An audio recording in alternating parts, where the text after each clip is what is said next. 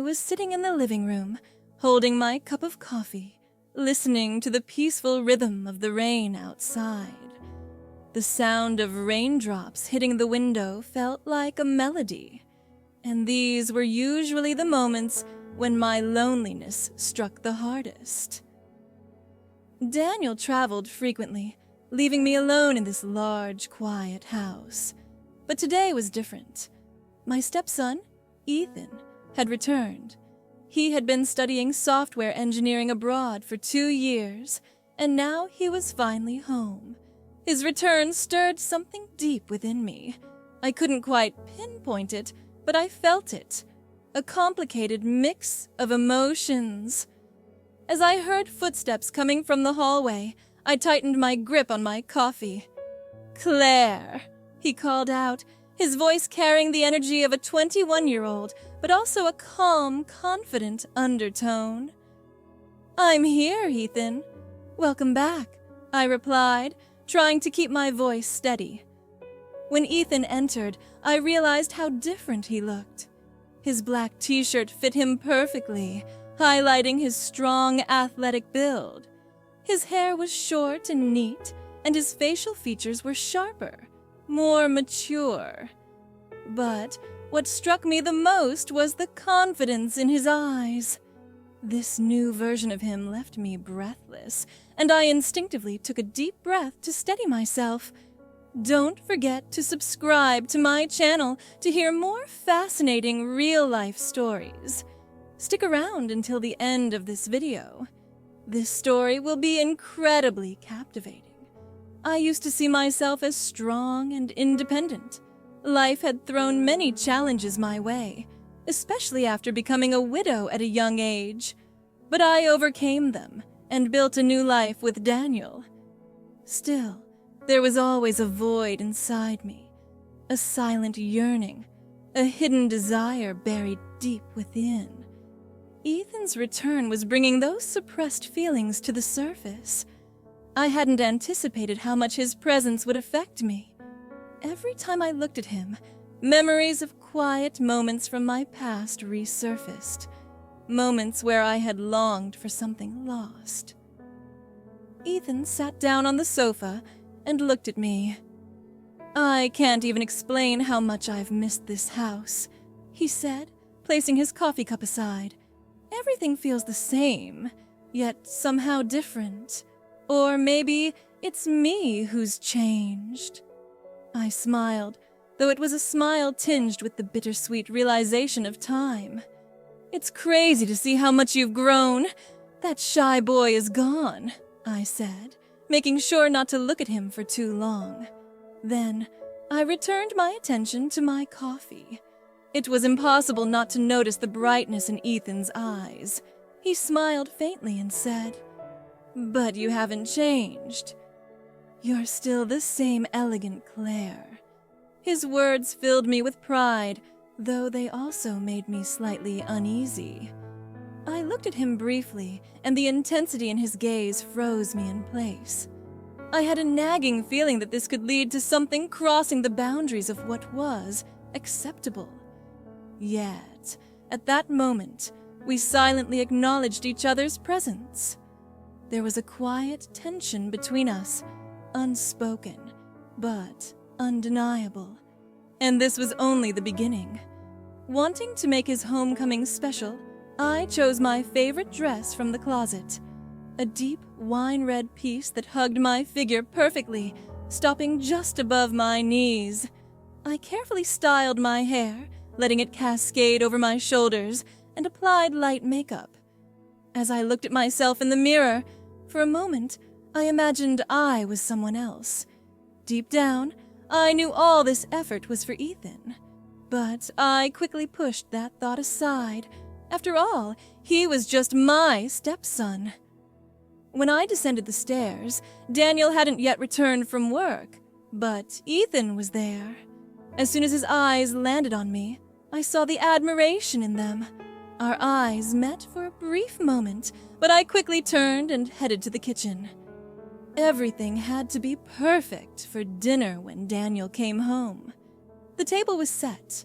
elegant plates, a refined tablecloth, and candles casting a warm glow. The three of us sat down, and the conversation flowed as usual. Daniel spoke about work, and Ethan shared his future plans. Yet, without realizing it, I kept glancing at Ethan. The way he held his wine glass with those strong hands, the slight smile that graced his face as he spoke. Every little detail had me captivated. Midway through dinner, I got up to fetch more wine. As I reached into the fridge for the bottle and turned to head back to the table, I noticed Ethan had silently followed me. He stood just a step behind, so close I could feel his breath on my neck. "Claire," he whispered, his voice warm and sincere. When I turned to face him, his eyes met mine. "Thank you for everything. The dinner, the table, the warmth in this house. It's all so beautiful," he said, pausing as his gaze lingered on me. "But you're even more beautiful." My heart pounded in my chest. I didn't know what to say, so I just stared at him. "But," he continued, his voice unwavering, "you're so elegant and stunning. You've always had an effect on me. I know you're married to a lucky man, but I had to say it." I felt a lump in my throat. "Ethan, for you to say that? I suppose I should just thank you," I murmured, offering a trembling smile.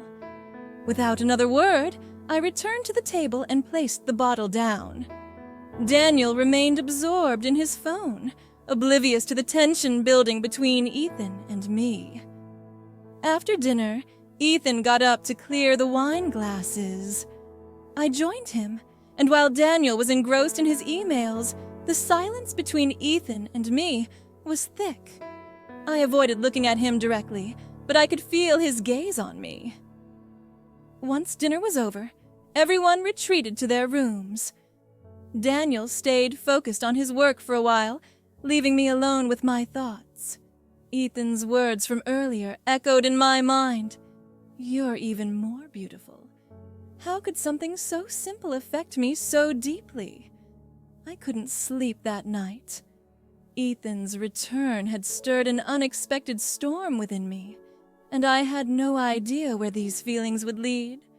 The next morning, sunlight streamed through the curtains, filling the room with a soft glow. I noticed Daniel's side of the bed was already empty. For a brief moment, I felt a sense of relief. I needed to focus on my routine, but Ethan's words lingered in my mind. As I rose from the bed, my robe slipped slightly off my shoulders. Looking at myself in the mirror, I saw a version of myself I hadn't noticed in years. I still felt attractive, perhaps even more so than Daniel had noticed in a long time. Running my fingers through my hair, I caught a glimmer in my eyes, a spark I hadn't seen before. But then, something unusual caught my attention. The wardrobe door was slightly ajar. At first, I thought nothing of it, but then I noticed Ethan standing there, watching me. For a few seconds, neither of us moved.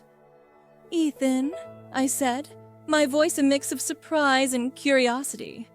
"I'm sorry," he murmured, his gaze shifting, his face slightly flushed. I couldn't look away. It wasn't intentional. Despite the weight of the moment, I couldn't help but smile. I knew he could sense the warmth in my expression.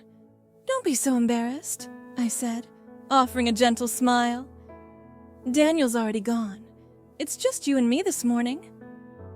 For a moment, hesitation filled Ethan's eyes. He seemed torn between staying or leaving. That's when something inside me shifted. I realized I was entirely in control of this moment. Adding a softer, more inviting tone to my voice, I said, "Come, let's spend some time together. We could have breakfast, or maybe something else." Those words hung in the air, and Ethan slowly moved toward the doorway. There was a different kind of tension between us now, stronger and more electric than before. It wasn't frightening. It was thrilling. As he stepped into the room, I felt his eyes trailing over me. I had no idea what would happen next, but deep down, I knew this wasn't going to be an ordinary morning. Ethan stepped closer, his gaze a blend of hesitation and desire. I could feel the tension crackling between us, the unspoken words, and the emotions we both struggled to contain.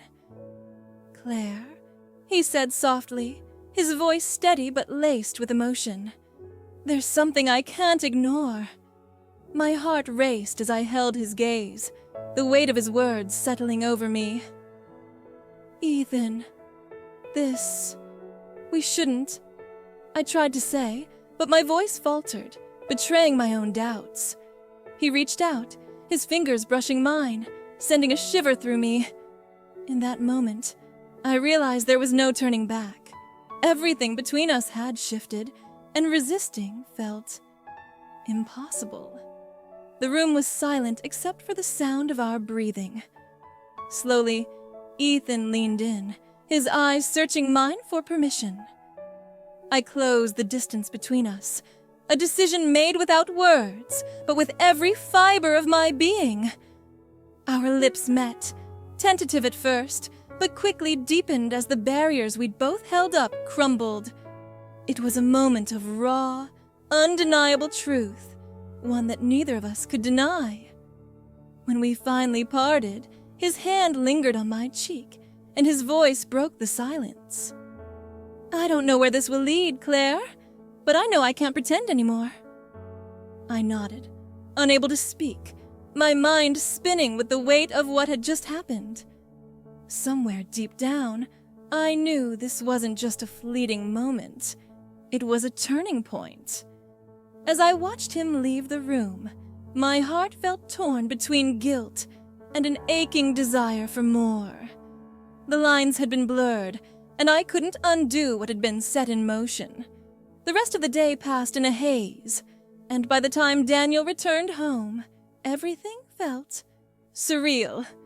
We shared a quiet dinner, his usual charm and affection contrasting sharply with the storm raging inside me.